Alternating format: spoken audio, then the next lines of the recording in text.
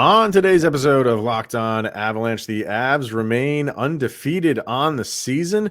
Their opening 3-game road trip, they won them all. This one, they go into Seattle. Wasn't pretty, but 2 points is 2 points. We'll talk about that. And Cale Makar making history. Locked On Avalanche coming right at you. You're Locked On Avalanche, your daily podcast on the Colorado Avalanche. Part of the Locked On Podcast Network, your team every day.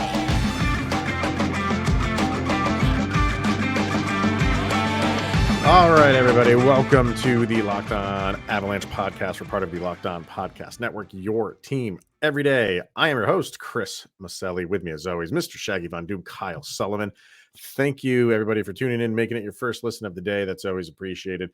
Make sure to follow us on our social media outlets, LOPN_Avalanche on Twitter, X, Locked On Avalanche on Instagram. Questions, comments, concerns, and opinions at lockedonavalanche@gmail.com.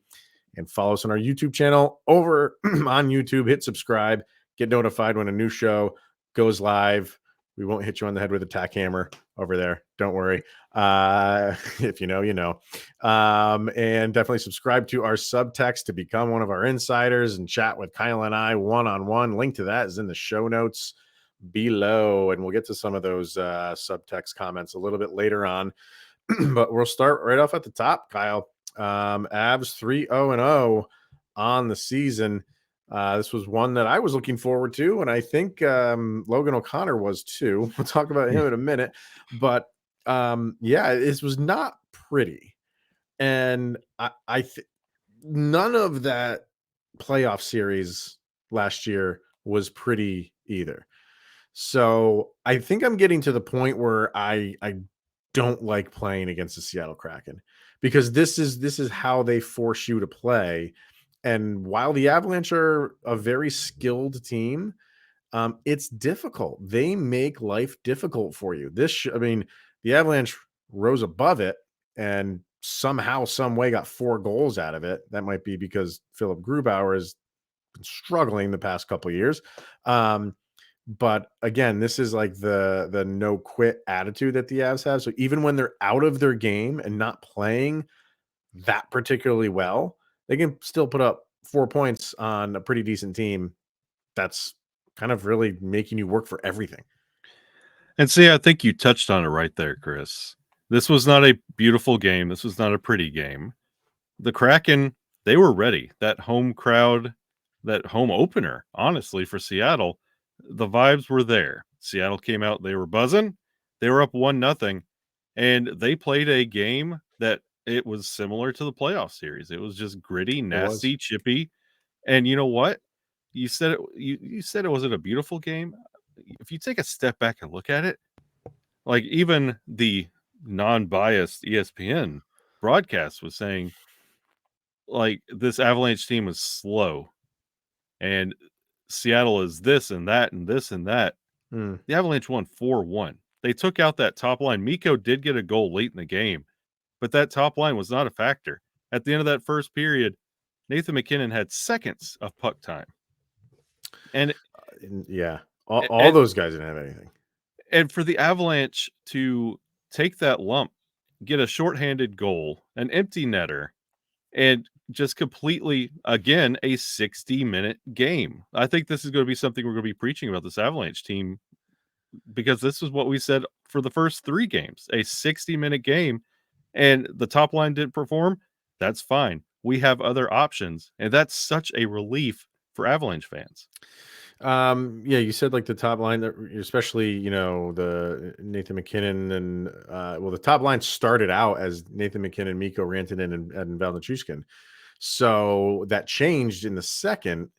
But getting back to the first period, they didn't do much, and that's a lot of credit to Seattle. Just right up in there, just no time and space given to any of those guys.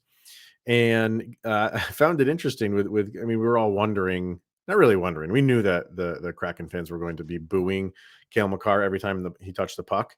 You didn't hear a lot of booing in the first period because Makar wasn't touching the puck. He like even him, who's a defender who kind of just gets the plays going, like they weren't even allowing him to really touch it all that much. He did as the game went on. He's just that type of player where it's you can't prevent that all game long. But in the first, like this was it definitely was leaning towards the Kraken, and they had that one goal that got them out early. But it wasn't uh, like there were periods in the series in the playoffs where it was just all Seattle. Yeah. And no matter what the Avalanche tried to do, they could just never get momentum back in not for the entirety of the series because it went 7 games. So that's, but you had moments early in that series where Seattle really just was in total control. I never felt that Seattle was in total control of this game, but I felt like, yeah, it was pretty evenly matched, but leaning towards the Kraken because the Avalanche were just shooting themselves in the foot. They couldn't do anything. Like they couldn't get any sustained pressure in their own offensive zone. They would have a zone exit and go into their own offensive, in their own offensive zone, and then everything would just fall apart. And again, that's a credit to Seattle. And I feel like I'm a broken record from the playoff series because that's what they were doing then, and they know how to play the Avalanche. It's not always going to win, and I agree with your comments on the ESPN broadcast. But one thing that they did, get right. This was more coming from Dave Haxtell, the Kraken. They were just kind of reporting that the Kraken coach than them really saying it. The Kraken still don't have that guy for when they need to take over a game like this. They don't have that. And we were talking yesterday about how they've been struggling scoring, and that still remains true. They got their first goal in the first period, and then nothing after that. They have not scored more than 1 goal in any game this year, and it holds true again, even after they got one in the first. And when you watch that game, Hextall, he knew how to beat Colorado last year. And it felt like they're 0 for 3 right now after this loss. Mhm. 0-3-1. And they have you go roll that same mindset that you had to knock the Avalanche out of the playoffs last year. And they did in that first period. There were times that they were doubling up on McKinnon, doubling up on Makar, and you take them out of the game. But then lines 2, 3, and 4, they sustain the pressure. They keep pushing, and then line 1 gets back out there, and they know what to do. They match up on them, and over time, that's where you break. And Mm. this Avalanche team is built so different this year that, like, even that Seattle, like, that was a good punch in the mouth right out of the gate. And you said they shot themselves in the foot. The Avalanche did. That was the only shots they were doing. They were getting outshot all game long. Oh yeah, yeah. And they tightened it up towards the end. I think they only ended 10 shots on goal less than Seattle, but it was pretty wide for most of the game. But I will be interesting. It will be interesting to see when these two teams play and it's in Colorado, Mm, because then Jared Bednar has kind of the upper hand on getting that top line out there with the last change, getting that top line out there, against the Kraken's third line or so. He has yeah. that mismatch that he can play with. It's tough to do it on the road, and it's tough to do it when you have a team that matches up well with you, at least in the defense department. And Seattle's figured out the Avalanche, at least how to keep them in check. You know what I mean? It's again, it's not obviously it doesn't constitute to a victory, but we're not sitting here right now like we were against the Sharks the other day and thinking like, oh, this was just total domination. They just ran into an incredible goaltender. This is like, no, Seattle plays you well. And the Mhm. score is a little misleading. If you're just going to look at that score and say 4-1, oh, the Avs were in command. Not the case.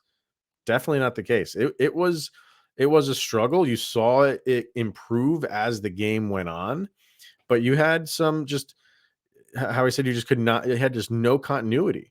Yeah. There was just no flow to the Avalanche game, and when their game is based on that, is based on speed, and that gets taken away. It's not like the Avalanche just crumble and fall apart. It's just that's their go-to all the time, and how many times did Nathan McKinnon just look like, okay, here he goes, and then bam, they were right on him, and he had nowhere to go, and he had no passing lanes, he had no skating lanes, no nothing. They took so much away from him; it was kind of impressive. Yeah, and I'm going to look back at this game as a 2-1 game. I'm going to consider Hmm. it without that empty netter and that shorthanded goal, because that's honestly how it felt. It felt like a 2-1 get out of there with a win. It didn't feel like a 4-1 dominant Avalanche performance, and Seattle matched up with them really well. Very well. A lot more to get through this game, including Logan O'Connor. This was a good game for him, and it's like he was looking forward to this to support his line mate, Mr. Andrew Cogliano. So we will get to that next.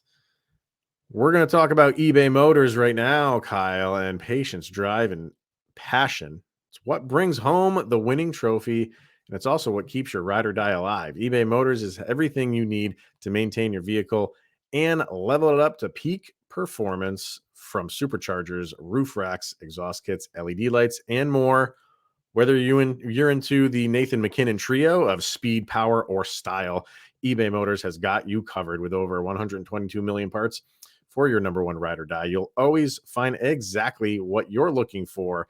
And with eBay Guaranteed Fit, your part is guaranteed to fit your ride every time or your money back. Because with eBay Motors, you are burning rubber, not cash. And with all the parts you need at prices you want, it's easy to turn your car into the MVP and bring home that win. Keep your ride or die alive at ebaymotors.com.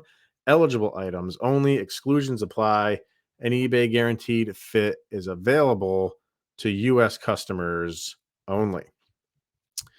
We are also brought to you by Game Time and the Game Time app, something that Kyle and I have used recently. We said on yesterday's episode, if anybody's on the East Coast and you are going or you want to go to that Avalanche Islanders game on Tuesday, let us know, because we will be there.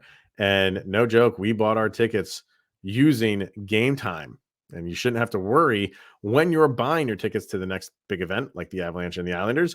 Game Time is a fast and easy way to buy tickets for all the sports, music, comedy, and theater events near you, with killer last-minute deals, all-in pricing, view from your seats, and their best price guarantee. Game Time takes the guesswork out of buying tickets, and the flash deals, very real and very cool. I was looking them up today again for another game that we might be going to with the Avalanche. There was flash deal up for it, and it was, I want to say, like $25 off each seat. It was pretty sweet. So download the Game Time app, create an account, and use the code LOCKEDONNHL for $20 off your first purchase. Terms apply. So once again, create the account and redeem the code LOCKEDONNHL. That's LOCKEDON NHL for $20 off. Download Game Time today. Last minute tickets, lowest price guaranteed. So we were talking yesterday about how much of a revenge game this was, and I think it's more of a revenge game in the eyes of the fans than it is for the players. But you can't convince me that it's just a complete non-starter for the players. It's still in the back of their minds. Yeah. It's maybe not the front of their minds, but it's at the back of their minds. For Logan O'Connor, it was at the front of his mind, because this thing started off. I mean, when did that? It went down pretty quickly. His first shift.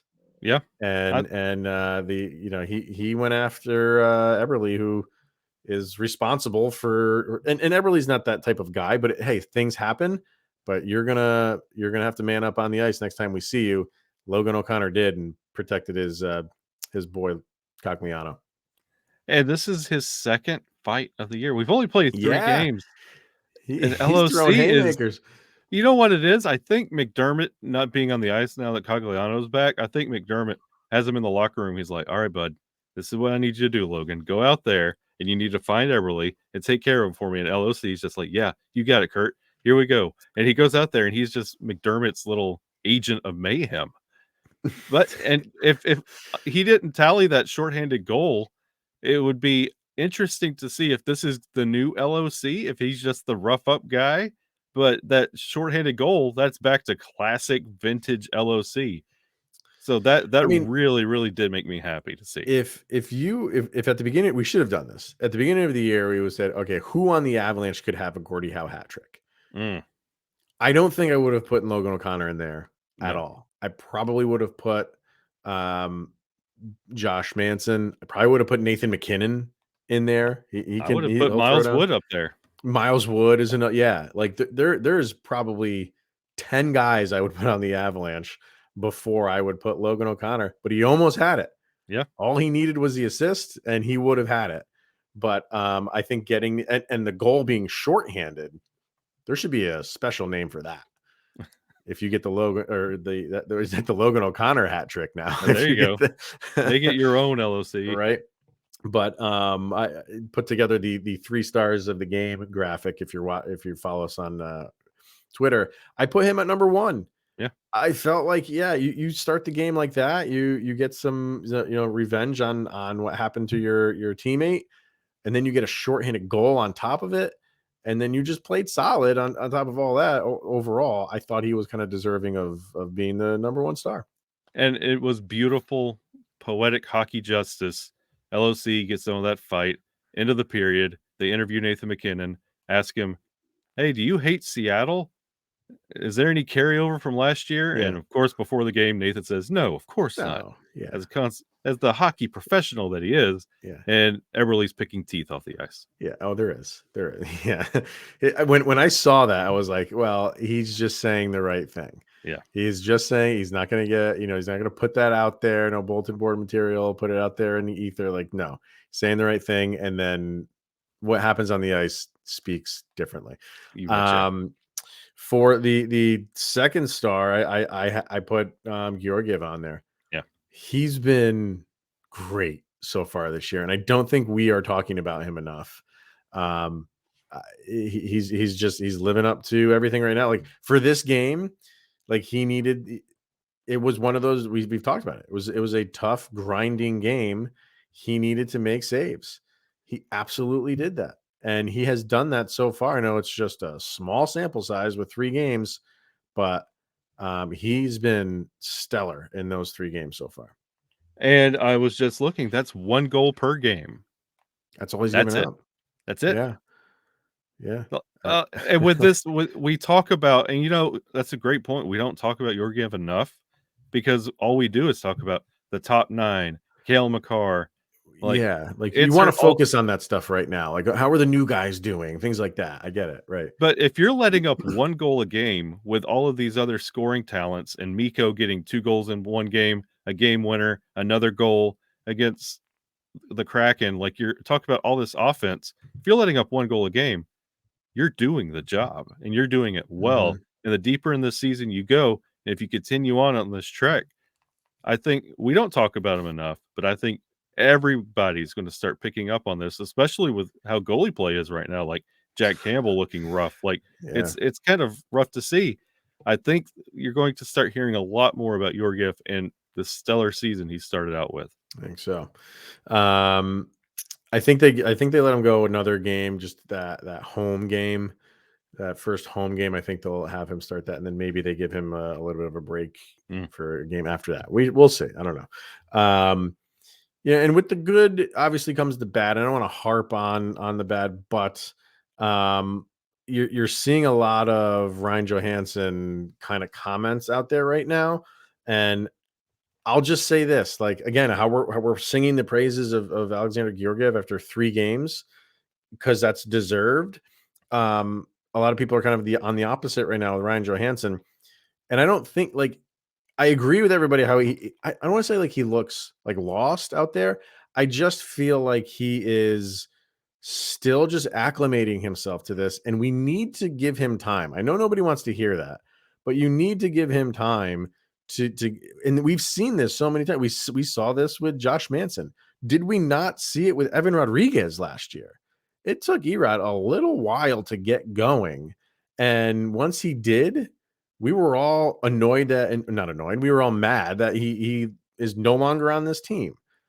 I don't know where it's going to end up for Ryan Johansson, but there's some people just throwing in a towel after 3 games, and I'm like, well, he hasn't been that horrible. First of all, he's still he's your best face-off man without a doubt.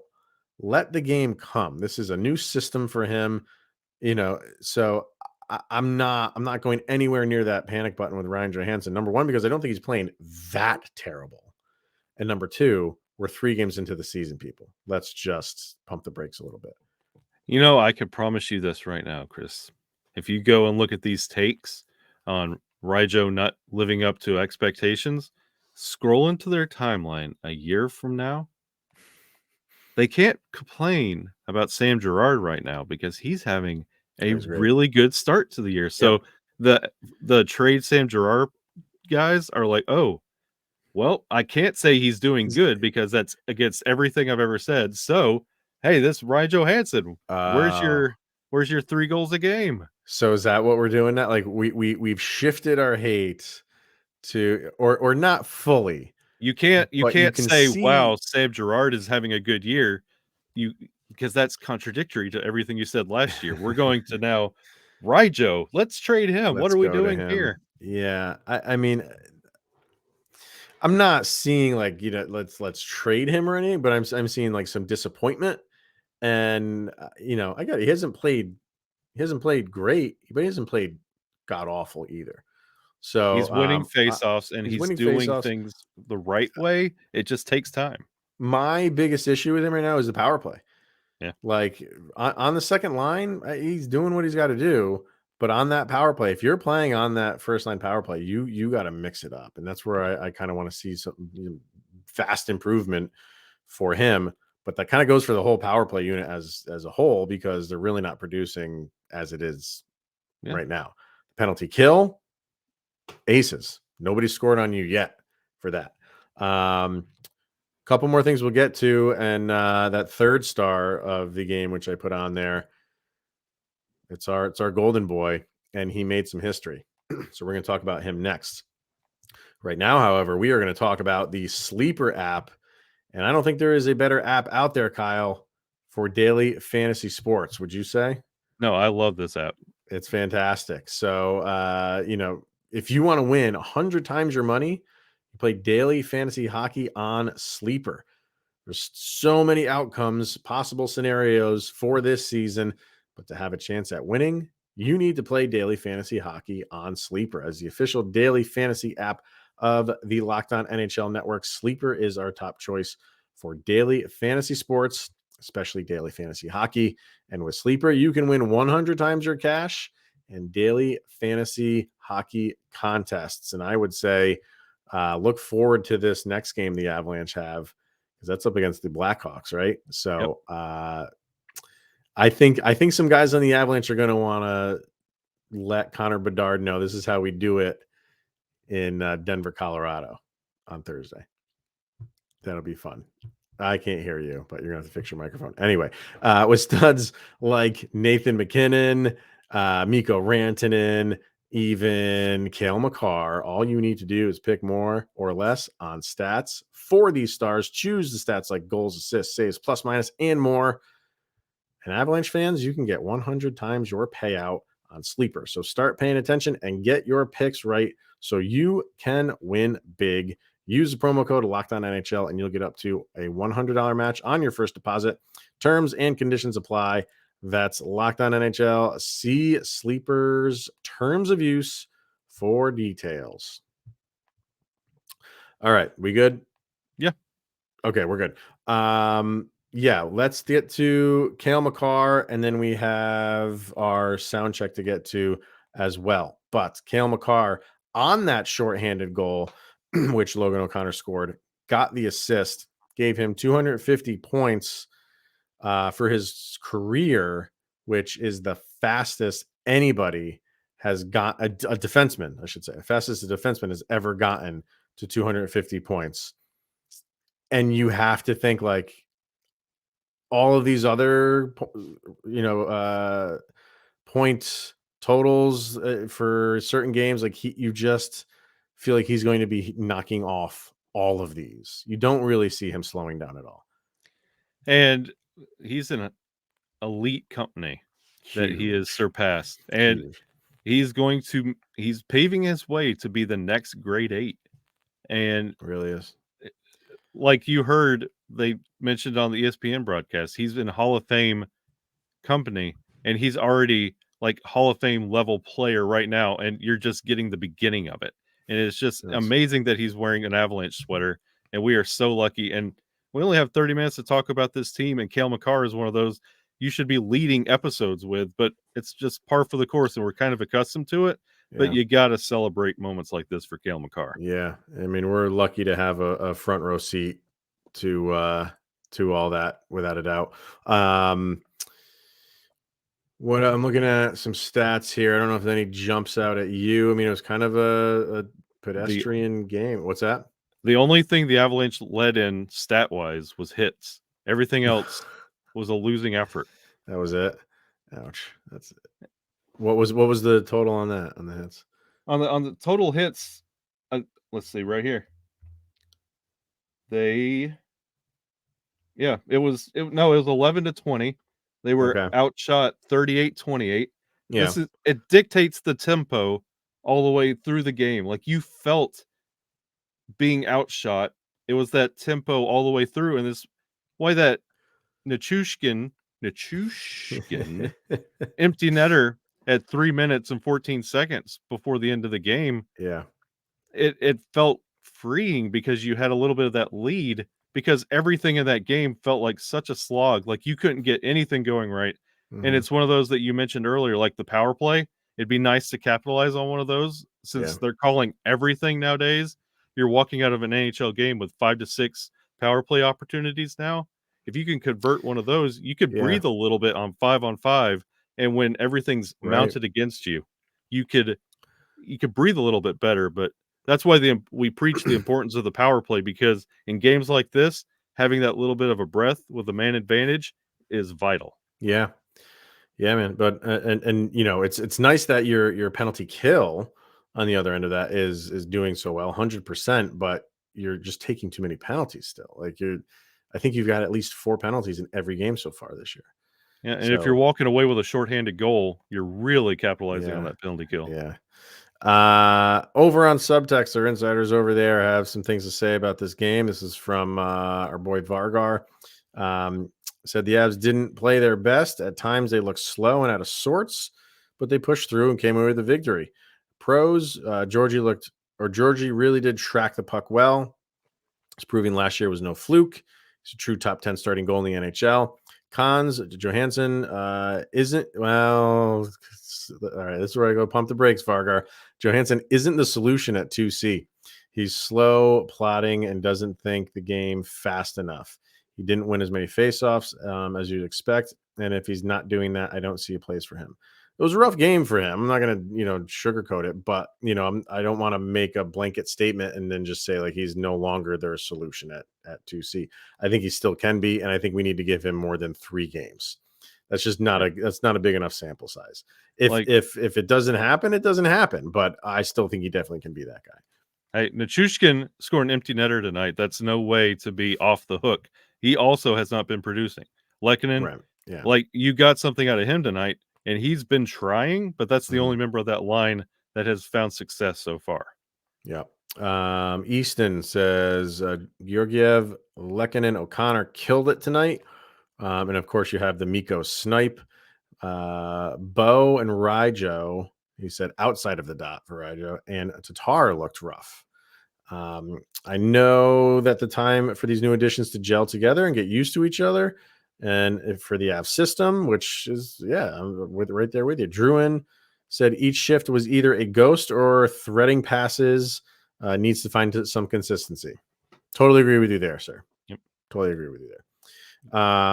So yeah, there's a couple from over on Subtext. So if you want to get in on that, like I said, show notes below, subscribe to that. One last piece of business for us, sir, and that is our Locked On Avalanche sound check. We always pick a song that best summarizes the most recent game. These songs go up on a playlist over on Spotify. So follow along. If you follow us on socials, it's on there, but just search LOA Soundcheck. This is volume number 3. So what do you have for this game, sir? I believe this game was in Seattle. Correct. Seattle is known So many good options when you play in Seattle, right? Seattle is known for tossed salad and scrambled eggs and Coffee Nirvana. and grunge. Yes. So of The course, best period of music, if you ask me. you might have an article there, Yeah. but we're going to go with not just the typical Nirvana song. Frances Farmer will have her revenge on Seattle. Gotta love it. You have to love it. Not Come only are on we up. taking their grunge from them, from their band in Seattle, and taking the 2 points out of Seattle, we got our revenge. Which is I'll just flow right into mine with that. I'm not in Seattle. I'm a little bit south in California, and I'm going System of a Down for this one. And their song is Revenja with the A at the end. It's just a little kiss at the end of the Revenja. So yeah, Great. I mean, yeah, we're in the same ballpark here with what we wanted out of this game. Wasn't pretty, but from the fan standpoint, there's definitely a revenge factor. You can question the players, how they're going after it and how much it weighs on them. Definitely not as much as it weighs on the fan. Does this eliminate what happened? Clearly, no. Nothing can ever do that. But there is just a nice little twinge right now of revenge. So that's why we have that one. And it's gone. Like, you played them once. This isn't going to come around the next time we played them. And I hope the boos go away for Cale Makar. They probably won't. But for us, we're going to hang on this revenge thing just for today. And then we'll move on. Maybe. Sound good? Maybe. Maybe. Kyle does not yes. Yeah. I still hate the Red Wings. So what are you talking about? And me, like I'm over that. It's like that was a great moment in hockey, but I don't have this disdain for the Red Wings like everybody else still does. So yeah. So all right, that's gonna wrap it up, everybody. Thank you for tuning in, making it your first listen of the day. Always appreciated. Avs can't ask for a better start right now in terms of the record. So now they go back home. So we're gonna look forward to that. 78 more to go. There we go. Gonna win them all. He is Mr. Shaggy Von Doom, Kyle Sullivan. I am Chris Maselli. This is the Locked On Avalanche podcast, and we'll see you guys tomorrow.